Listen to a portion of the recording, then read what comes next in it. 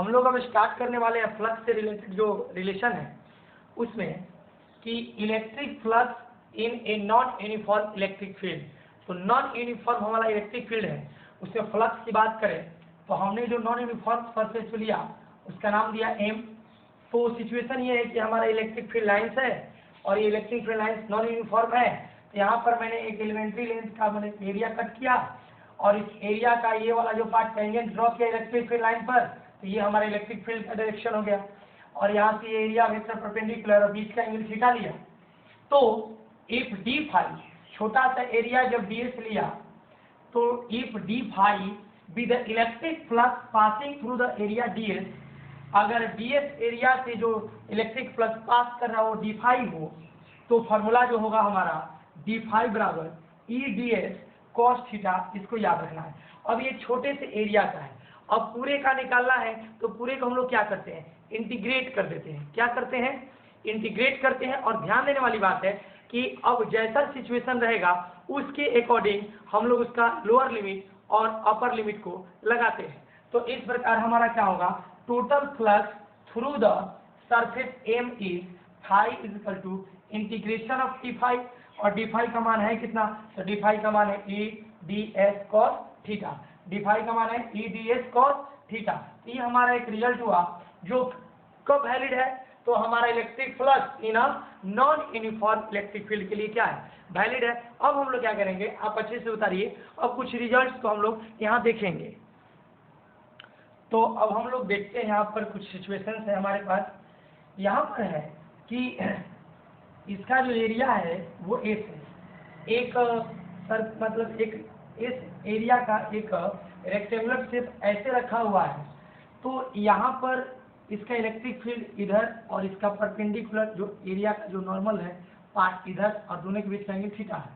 तो अब यहाँ से देखेंगे कि फ्लक्स की बात करें तो फ्लक्स आने वाला और जाने वाला, तो यहाँ पर फ्लक्स कमिंग आउट है और यहाँ पर फ्लक्स गोइंग इनटू है। तो गोइंग इनटू मतलब इधर। तो अगर यहाँ से इलेक्ट्रिक फील्ड और एरिया वेक्टर के बीच एंगल थीटा हो तो ये वाला एंगल और ये वाला एंगल कितना होगा, पाई माइनस थीटा, क्योंकि यहाँ से हम पूरा 180 और ये थीटा है, तो ये पाई माइनस थीटा दोनों को जोड़ेंगे तो 180 आना चाहिए। तो थीटा और थीटा आपस में क्या हो गया, कैंसिल हो गया। तो अब आइए फ्लक्स कमिंग आउट मतलब जो जा रहा है इसके अंदर से पास हो रहा है, तो phi equal to E S cos theta positive हो गया। अब आ रहा है कि फ्लक्स गोइंग इनटू मतलब एरिया इधर से हम लोग बात करें तो यहाँ पर एंगल हम लोग कितना लेंगे, पाई माइनस थीटा। तो phi equal to E S cos pi minus theta, और कॉस पाई माइनस थीटा होता है माइनस कॉस थीटा। तो फाइनल रिजल्ट आ गया E S cos minus E S cos theta negative आया। कब, जब फ्लक्स गोइंग इनटू हुआ। अब आता है बारी कि हमारे पास एक रिंग है, तो रिंग के थ्रू कितना फ्लक्स पास होगा, या हमारे पास एक स्फीयर है तो स्फीयर के थ्रू कितना फ्लक्स पास होगा। तो ध्यान देना है कि रिंग है तो रिंग के लिए हम लोग देखेंगे कि फॉर्मूला होता है फ्लक्स का, flux equal to E dot S electric field intensity into उसका सरफेस एरिया जिससे निकालना है, फ्लक्स जिसके थ्रू पास कर रहा है। तो ये रिंग है तो रिंग के थ्रू हम लोग जो एरिया लेंगे तो रिंग का एरिया लेंगे तो किसके बराबर लेंगे, पाई आर स्क्वायर। तो यहाँ से फाई इक्वल टू हो जाएगा ई डॉट एस का मान पाई आर स्क्वायर। बात स्फीयर की आती है, तो स्फीयर से कितना फ्लक्स पास होगा। तो हम क्या करेंगे कि स्फीयर के जस्ट बगल में एक रिंग का इमेजिनेशन कर लेंगे, और जितना फ्लक्स उस रिंग से पास करेगा उतना ही फ्लक्स उस स्फीयर से पास करेगा। तो स्फीयर के लिए हमने यहाँ पर एक रिंग कट कर लिया, और रिंग का एरिया तो आपको पता है कि pi r square, because sphere का रेडियस आर है। तो phi equal to E dot S, तो फाई इक्वल टू हो जाएगा E dot pi r square. अब यहाँ के बाद हम लोग क्या करेंगे, एक दो और रिजल्ट है फ्लक्स से रिलेटेड, उसको देखेंगे, दोनों रिजल्ट तीनों रिजल्ट जो भी होगा। उसके बाद हम लोग गॉस थ्योरम को क्या करेंगे, स्टडी करेंगे। और याद रखना है कि गॉस थ्योरम पढ़ने के बाद हम लोग इलेक्ट्रिक पोटेंशियल एंड कैपेसिटर के चैप्टर चालू करेंगे, और वहीं पर हम लोग इलेक्ट्रिक डाइपोल और उसके लिए जितना रिलेशन है उसको सीखेंगे। तो चलिए आप इसे अच्छे से उतारिए। आइए अब हम लोग देखते हैं एक छोटा सा कैलकुलेशन आपके लिए, ध्यान दीजिएगा। Electric flux through a circular disc due to a point charge के कारण जो है किसी डिस्क के द्वारा जो इलेक्ट्रिक फ्लक्स पास करेगा उसके कैलकुलेशन को हम लोग सीखने जा रहे हैं। सबसे पहला काम कि हमने एक डिस्क लिया, डिस्क के लिए यहाँ पर मैंने एक पॉइंट चार्ज रखा प्लस क्यू, क्या रखा, पॉइंट चार्ज प्लस क्यू। अब प्लस क्यू के कारण ये पॉजिटिव है तो इलेक्ट्रिक फील्ड लाइन क्या होगी, डाइवर्ज होगी, इस तरह से निकलेंगी। अब मैंने क्या किया, इसको यहाँ से मिला दिया और इसको यहाँ से मतलब इतने दूर से हमको फ्लक्स निकालना है। मैंने क्या किया, निकालने के लिए सबसे पहले एक छोटा सा रिंग कट किया, रिंग कट किया। अब रिंग कट किया तो रिंग का जो ब्रेथ लिया वो dx लिया, रिंग का जो रेडियस है वो x है, डिस्क का जो रेडियस है वो r है। तो अब समझने वाली बात है कि छोटा सा रिंग कट कर लिया तो अब यहाँ से पॉइंट चार्ज के कारण यहाँ पर इलेक्ट्रिक फील्ड का फॉर्मूला, तो पॉइंट चार्ज के कारण होता है KQ/r²। तो E बराबर K और यहाँ Q और ये डिस्टेंस कितना हुआ, तो ये डिस्टेंस x है और ये L है, तो क्या हो जाएगा, ये √L² + x²। कैसे, क्योंकि राइट एंगल ट्रायंगल में L दिया है, x दिया है, तो ये क्या हो जाएगा √L² + x²। अब r का मान हम इसको यहाँ रखे, जब स्क्वायर किए तो ये हट करके ये आ गया। अब आता है बारी, समझने वाली बात है यहाँ से कि अब इस रिंग के परपेंडिकुलर एरिया क्या लिया मैंने, ds लिया। तो रिंग के परपेंडिकुलर एरिया ds लिया, तो ds लिया तो एरिया बराबर क्या होता है, एरिया बराबर फॉर्मूला होता है लेंथ इंटू ब्रेथ। एरिया बराबर फॉर्मूला होता है लेंथ इंटू ब्रेथ। तो अब आप बताइए कि हमारा इस पे लेंथ कितना होगा, तो ये रिंग है तो रिंग का लेंथ हो जाएगा 2πr, तो r के बदले हमारा क्या है x, तो हो जाएगा 2πx और इसका ब्रेथ कितना है dx, तो हमारा एरिया हो गया 2πx इंटू dx। अब आता है बारी कि electric flux through elemental ring. तो एलिमेंटल रिंग, पहले हम एलिमेंटल रिंग, तो ऐसा बहुत सारा रिंग होगा और उसको हम इंटीग्रेट कर देंगे, एक रिंग का निकाल करके सबको इंटीग्रेट कर दें, लिमिट लगा दें, तो हमारा फाइनल रिजल्ट आ जाएगा। तो यहाँ पर क्या होगा कि electric flux through the elemental ring, अब ये एलिमेंटल रिंग छोटा सा रिंग का इलेक्ट्रिक फ्लक्स d∅, तो d∅ बराबर E dx cos थीटा। अब आप बताओ कि E का वैल्यू कितना है, तो E का वैल्यू है KQ/L² + x², तो KQ/L² + x², फिर इंटू ds का वैल्यू, तो ds का वैल्यू 2πx इंटू dx, तो यहाँ रखा 2πx dx। अब आता है बारी की cos थीटा, तो cos थीटा बराबर क्या होगा, तो cos थीटा, तो थीटा के सामने वाला परपेंडिकुलर बगल वाला बेस और ये वाला हो गया हाइपोटेन्यूज, तो cos बराबर होता है b/h, तो b का मान हो गया l और h का मान हो गया √L² + x², क्योंकि cos थीटा बराबर होता है b/h आधार बटा कर्ण, तो cos थीटा का मान यहाँ L/√L² + x²। अब क्या किया मैंने, k का जो मान होता है k बराबर होता है 1/4πε0, इस मान को मैंने यहाँ पुट किया। अब इस मान को पुट किया, फिर q को रहने दिया 2πx dx 10 का 10 l, अब ये वाला को इसके साथ गुना किया, तो ये L² x² इंटू, अब स्क्वायर हटाएंगे तो रूट हटा देंगे, तो रूट हटाएंगे तो पावर कितना आ जाएगा, हाफ, तो यहाँ पावर 1 है और यहाँ पावर हाफ है, दोनों का बेस सेम है तो जुट जाएगा। तो जुटने के बाद यहाँ जो रिजल्ट आया वो हो गया L² + x² का पावर 3/2। अब यहाँ x, अब देखिए 2π से पाई कटा, 2 4 जा तो 2 आ गया, तो 2ε0 यहाँ हो गया, ऊपर q और l बचा और x dx और ये गुना किए तो ये आ गया। अब ये हमारा d∅ का मान आ गया, तो अब ये आ गया किसका मान, तो ये फ्लक्स थ्रू एलिमेंटल रिंग आ गया और टोटल फ्लक्स थ्रू डिस्क निकालना है, तो टोटल फ्लक्स थ्रू डिस्क निकालना है, तो डिस्क के लिए हम इंटीग्रेशन ऑफ d∅ करेंगे, d∅ के मान पे आप पुट किए। अब ऐसा जो रिंग होगा वो 0 से लेके कहाँ तक होगा, 0 से लेके r तक होगा, तो लिमिट लगा दिया 0 से लेके r तक।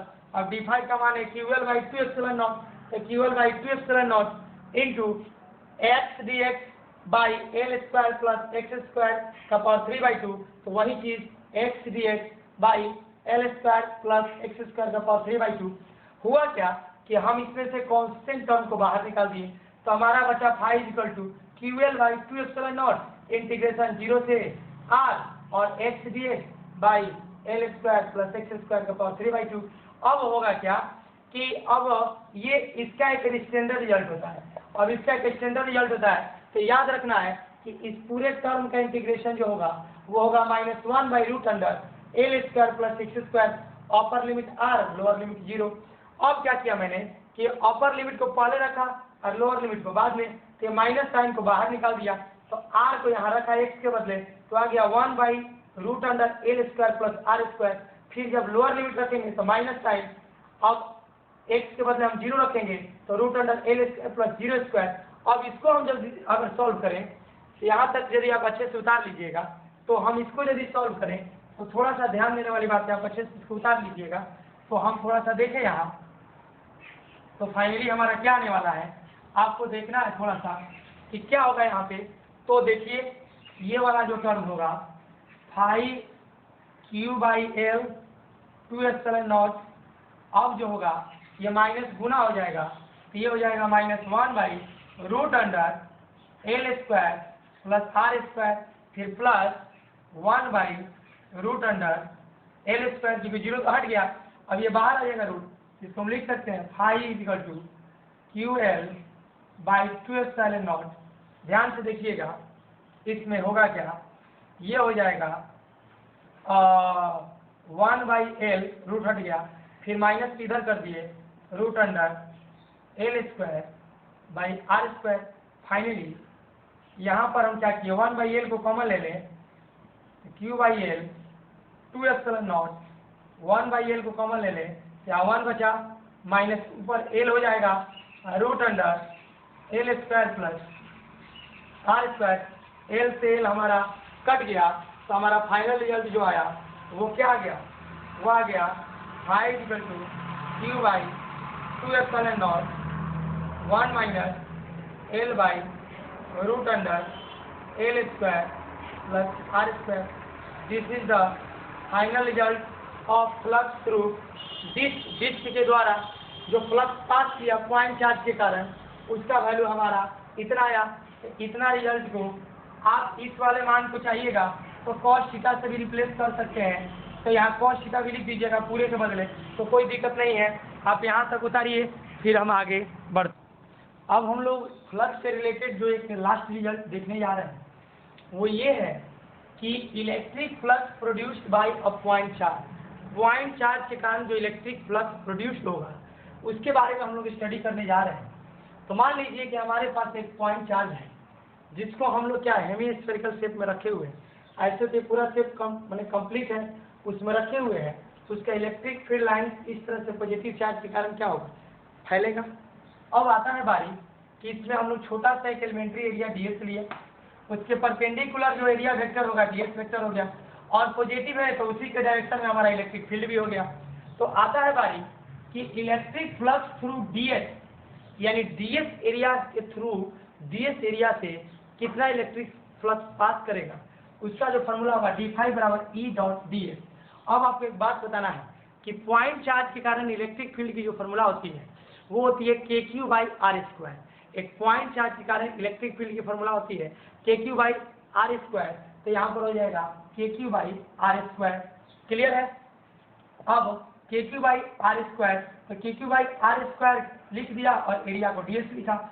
अब क्या किया मैंने, total flux through spherical surface, अब ये जो पूरा स्फेरिकल सरफेस है उसके थ्रू, ये जो पूरा स्फेरिकल सरफेस है उसके थ्रू हम लोग टोटल फ्लक्स निकालने जा रहे हैं। तो फ्लक्स तो क्या करेंगे, इंटीग्रेट कर देंगे छोटे से एरिया, तो इंटीग्रेशन ऑफ d∅ का मान कितना हो जाएगा, kq/ इतना मान यहाँ रख दिया। अब ये कांस्टेंट टर्म को बाहर निकाल दिया, अंदर बचा ds, तो ds का इंटीग्रेशन कितना होगा, ds का इंटीग्रेशन होगा s, और आपको पता होना चाहिए कि स्फेरिकल सरफेस का जो एरिया होता है वो होता है 4πr², तो s = 4πr², यहाँ 4πr² वैल्यू को रखा, तो यहाँ r² तो r² क्या हो गया, कट गया। अब आ गया तो k, तो k का वैल्यू कितना होता है, k = 1/4πε0, तो k का मान यहाँ रखा, क्यों रखा, r² कट गया, तो यहाँ 4π से 4π कट गया, तो फाइनल रिजल्ट हमारा कितना आ गया, phi = q/ε0। ये q/ε0 क्या है, electric flux produced by a point charge. तो एक पॉइंट चार्ज के कारण इलेक्ट्रिक फ्लक्स जो प्रोड्यूस होता है वो कितना होता है, तो phi = q/ε0 के बराबर होता है। तो आप यहाँ तक अच्छे से समझिए। हम लोग अगले क्लास में पढ़ेंगे बहुत ही इंपॉर्टेंट कंसेप्ट गॉस थ्योरम। हम लोग किसको पढ़ेंगे, नेक्स्ट क्लास में हमारा जो इंपॉर्टेंट टॉपिक है उसका नाम है गॉस थ्योरम। आप यहाँ तक अच्छे से रिवाइज कीजिए। आज की कहानी समाप्त होती है।